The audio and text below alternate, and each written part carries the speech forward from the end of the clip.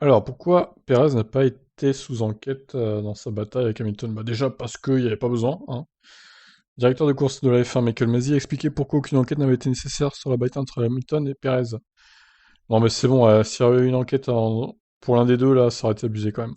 Lors de ce duel très serré, le Mexicain a tenu bon quelques virages, y compris à l'extérieur du virage 13 où il a été emmené par le septième champion du monde. Perez a franchi la ligne d'entrée des stands et a recoupé la piste derrière la borne en plastique avant de revenir dépasser la Mercedes dans le dernier virage. Bien qu'il ait coupé le chaudron d'entrée des stands, Perez n'a pas fait l'objet d'une enquête. C'était une bonne course musclée entre les deux. Aucune équipe assez curieusement n'a soulevé la question, ni Mercedes ni Red Bull. Une bonne lutte, note Masi. Perez a été entendu à la radio de l'équipe se plaignant que Hamilton avait poussé, mais Masi ajoute son équipe ne nous a pas relayé un seul mot à ce sujet. Nous n'écoutons pas la radio de tous les pilotes et généralement les équipes sont très réactives s'il y a un incident à revoir. Le panneau radio s'allume très rapidement chez moi. Dans le cas de Sergio, son intention n'était pas d'entrer dans les stands.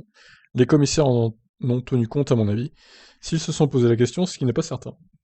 Non, il n'y avait pas besoin de pénaliser qui que ce soit. C'était une très bonne bataille entre les deux, très propre.